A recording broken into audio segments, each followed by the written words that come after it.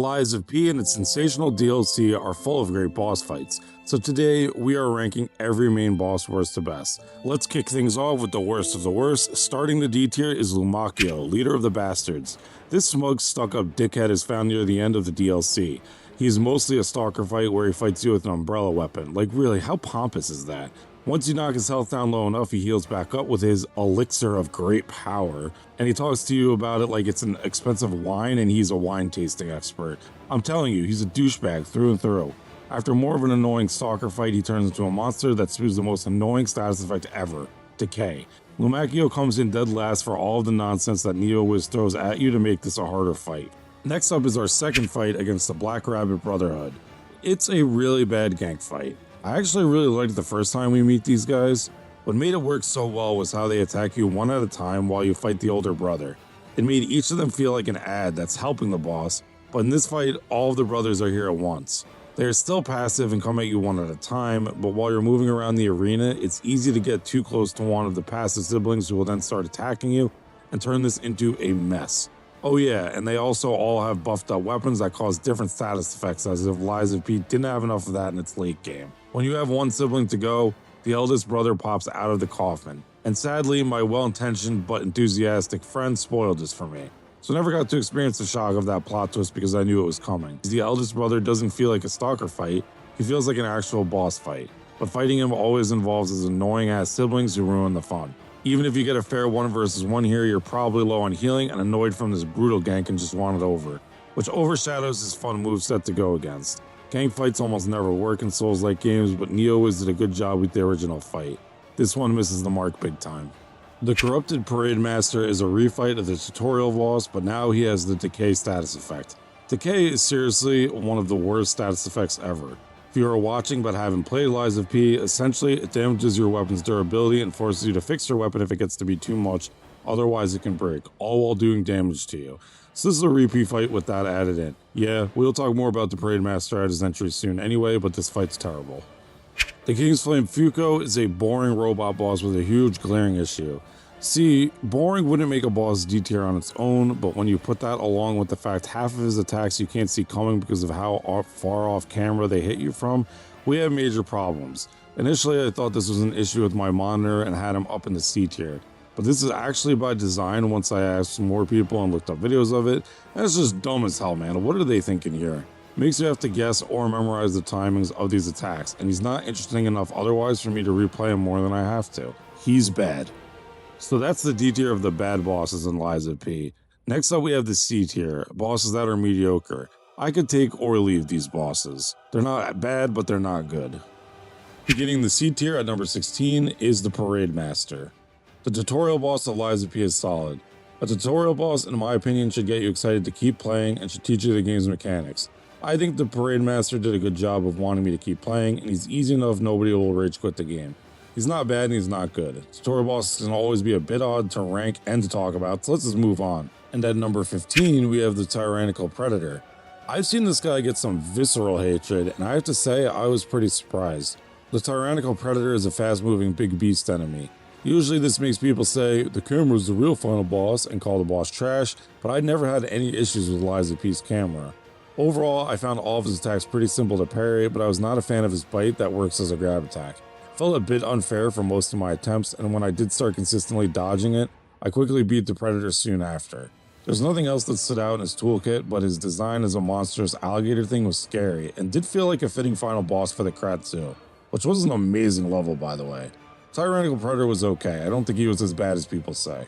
Simon Manus, Arm of God, is a boss I was really disappointed with. My biggest problem with Simon is this is the main villain of Lies of P's story. And if you followed the lore to this point, I would be curious to hear what you think, because for me, his goofy design just makes me laugh. He looks so stupid, and I don't like that in my main antagonist. Moving on to his actual gameplay, we have an easy phase 1 where he attacks you with delayed swings, and after a wild cutscene he has some projectiles and AoEs in phase 2. This phase is a bit of a mess, with random things being thrown at you from seemingly every direction. They don't do much damage, however, so I just face tanked it and got my hits in until the fight was over. I can't imagine what this was like before it was nerfed, but in 2026, it doesn't do much damage at all. Outside of the phase 2 cutscene, this fight is just too anticlimactic in gameplay and presentation that it works against it here. At number 13, we have Fallen Archbishop Andreas. Fallen Archbishop Andreas is the disgusting, gross monstrosity found early on in Lies of P. His phase 1 is about as generic as it gets. He attacks you with his claw, tongue, and some head slams, and some of these come with the decay status effect. Phase 1 is so bland it makes it feel like a stronger enemy with a boss health bar, and I would say it's just supposed to be the intro to the real fight in Phase 2, but I don't think that's the case because of the gimmick around this guy. You see, in Phase 2 his humanoid form comes out, but it's only one side of him. He can fight that or decide to keep fighting the monster he's fused with on his other side. It's a really unique thing Andreas has going on here that I don't think I've seen in a boss fight before. It's a cool idea they could have gotten more out of in my opinion, because overall there's not much that makes you run around the arena to have to fight each side. When I was fighting Andreas in the replay mode, even with the scaled up difficulty, I didn't end up fighting both halves of him during each encounter unless I went out of my way to make it happen. That's every bad and mediocre boss of Lies of P, but now we're going to start the B tier. We're going forward, every boss is good. Veronica, leader of the Sweepers, is one of the 2 stalker fights from the DLC making the list. I decided not to include the base game ones because they're all exactly the same and it felt like a waste of time including them. But Lumakio and Veronica played differently enough where they stand out, and with the leader of the Sweepers, I would say in a very good way. Her enormous hammer was extremely intimidating and was one of those weapons that makes you nervous to get hit by it. And on top of that, she could spit fire out of it onto the ground that would make you have to reposition. I wish this was something that was done more in Lies of P because a lot of the time you can get away with barely moving from in front of the boss, so it's surprising to see it in the Stalker fight. Just more reason Veronica puts the rest of the game Stalker bosses to shame. At number 11 we have our first battle with the Black Rabbit Brotherhood, and this is a gank fight I actually thought was done extremely well. Like I mentioned earlier, in this battle we are fighting one sibling at a time alongside the eldest brother, who is a bit more passive and charges at you occasionally. In addition to that, the other siblings don't have any status effects buffing up their weapons like in the rematch, since Neo just fell in love with the status effects in the late game of Lies of P. It really was a bit much. Our first encounter with the Black Rabbit Brotherhood is a gank fight done well. The Scrapped Watchman is the closest thing Lies of P has to an early game skill check boss. He is the second boss you fight after the Parade Master, and for me personally, he felt like a second tutorial boss. He doesn't have any crazy attacks that stick out, but he's much more dangerous than the Parade Master. I don't know about you, but I was still learning Lies of P's tight parry timings at this point in my playthrough, and I didn't have it down yet at all, and I was still dodging a decent bit instead of going all in on parries.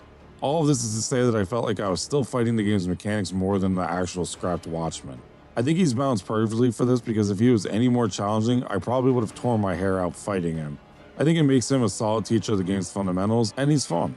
The Anguish Guardian of the Ruins is a crazy spectacle fight that feels out of place, but in the best possible way. We are fighting robots and puppets all game and all throughout Lies of P, and out of nowhere comes this gigantic otherworldly being. He attacks you with his trident and sweeps his claw swipes across the arena. These attacks have some deceiving timings on them, but it's pretty straightforward overall. In Phase 2, he'll start mixing in some magic attacks alongside using his second weapon that's on his head. It's an odd fight, but it's enough to keep you on your toes. What stands out to me is how different looking he is than almost everything in the game. Lies of P doesn't have a giant godly beings like this in it besides Simon, and here we get some of that, so I found that to be really exciting, and his moveset just enough to keep me engaged and not take away from all of that, so he's a good spectacle fight. Champion Victor is found at the end of my favorite level in the base game of Lies of P. Let me know if you want a ranking of the levels at some point. I think that could be great. But anyway, Champion Victor attacks with punches and slams of his fists. It's another straightforward fight in Lies of P, and I've said that a few times now, because this isn't very complex. The weirdest thing is that there's a Phase 2. They make it seem like it's going to be much different, but it plays mostly the same. It seems like the only real change is that he uses his grab attacks more frequently. Champion Victor is a fun and simple duel. I think a lot of these bosses are pretty simple compared to other games in the genre, but if you like the parry timing in this game, it's just going to make you love mastering these bosses. It goes to show that they can definitely make an even better boss roster than this with the great foundation that they have here. Just missing out on the A tier is the Green Monster of the Swamp. Coming 2 years late to the party with Lies of P, it was only natural I had some spoilers about some of the stuff on here, but somehow I had never even heard of the Green Monster of the Swamp, and this dude eviscerated me for an entire Saturday afternoon. I have no idea what in hindsight caused this guy to be such a problem and be such a wall that I had to overcome, because refighting him is a fun and fair challenge after the fact once I did it in the boss gauntlet thing. He does have a lot of decay buildup, which is frustrating, but also don't count it too much against this guy because it was the first boss to use it a lot. In his second phase, he combines with the robot on the ground as a moveset very reminiscent of the scrapped Watchmen. It's a long fight, but I don't think anything is unfair here. The only attack I found myself getting pissed at was when he'd come out of the ground, but even that was more of a skill issue on my end. I don't think it was unfair, it was just a me thing. So while there's nothing that's overall bullshit, I can't say there's anything that puts this over the top to the A tier. And now we have reached the A tier. These are some of the best bosses in Lies of P, but fall just short of the best of the best. The two-faced Overseer comes in at number 6, and I don't see the Overseer mentioned nearly as much as he should be when the Overture DLC is mentioned.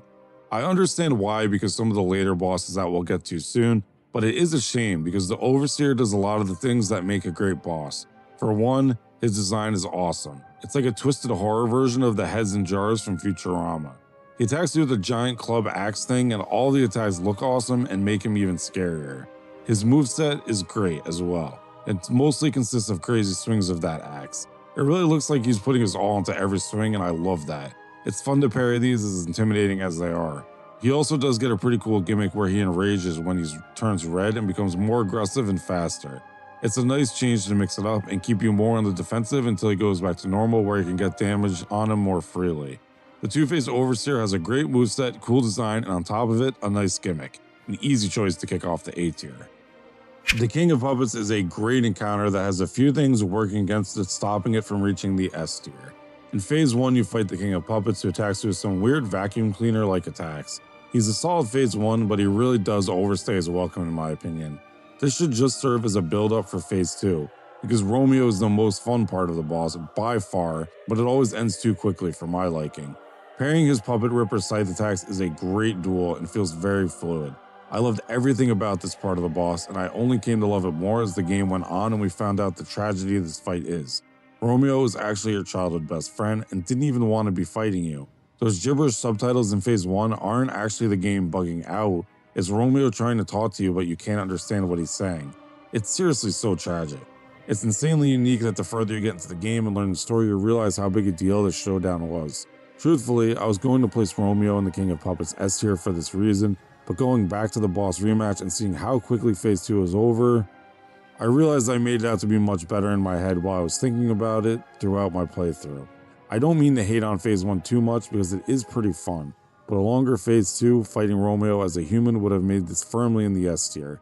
The King of Puppets and Romeo are a fight I want to place higher, but I just can't look past the issue I have with it. It's still an incredible boss, but a bit of a wasted potential for something truly special. Wrapping up the A tier is Luxatia the Complete. Luquishna has two wildly different phases in her fight with her. In phase 1, she's heavily armored and attacks you with a giant greatsword. She has a shield on her back, so you have to fight her up front, and learning to parry her greatsword is seriously intimidating at first, especially when she electrifies it for even more damage and the electric shock status effect comes along with it. The real ones to look out for here are her Endless Flurry. You're better off running away from this one and letting her flail about until it's over, and when she points the sword at you to taunt you. Now she's going to stab at you 3 consecutive times, and these stabs function as a grab attack. Yes, 3 consecutive grabs that you have to parry.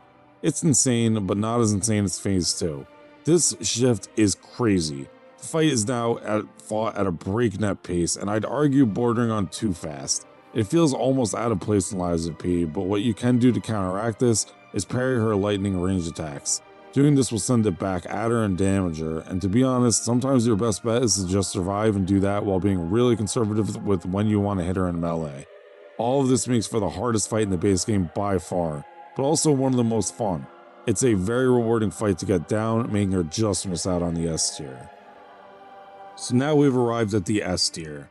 These final 3 fights are the best in Lies of P and some of the best in the Souls-like genre. If you've enjoyed the video to this point, please consider liking it and subscribing for my future content. But let's get into the S tier. I've glazed the Overture DLC a lot, but I do think it was a bit of a missed opportunity. If they were only going to release one paid DLC, I would have much rather paid for a Geppetto torturing simulator. I would just love to waterboard the shit out of this guy. All of his talking during the Nameless Puppet fight made me dislike him even more. With that out of the way, yeah, the Nameless Puppet is fantastic. I've tried to avoid the From Software comparisons throughout this video because Lies of P is very much its own game, but I do have to say that this feels the most like a From Software Souls boss than anything else in the game. In phase 1, you fight the Nameless Puppet using its greatsword. He has slow delayed swings, and in phase 2 the nameless puppet has a blade in each hand and it's much quicker. All of the swings are some of the most satisfying to parry in the game. My old ass did have some trouble with the speed of the fight, so I appreciated that some of the cues that the game would give you, like his lunge forward having the yellow flash. The OST here is one of the most memorable for how horrifying it is, and all this happens while Geppetto calls you a stupid puppet as if it's a racial slur. The only thing that I would say is this boss doesn't feel like a final boss. Thankfully, I played the DLC right after, but if I played this before Overture, I think I'd be pretty underwhelmed with him as the ending. Nonetheless, I think if you go by pure gameplay alone, this is the best boss in the base game and solidly S tier, with only the following 2 bosses outdoing him in that regard. Marchiona, Puppeteer of Death, is one of the most creative fights I've ever seen. She fights you with orbs that come to her hands and has a puppet string in her left hand that controls the puppet aiding her in the fight. When it turns red, that means the puppet will be attacking you, so you want to divert your attention over to it to defend yourself. It makes this boss look like a duo fight, and there is 2 health bars, but it never feels like a duo fight.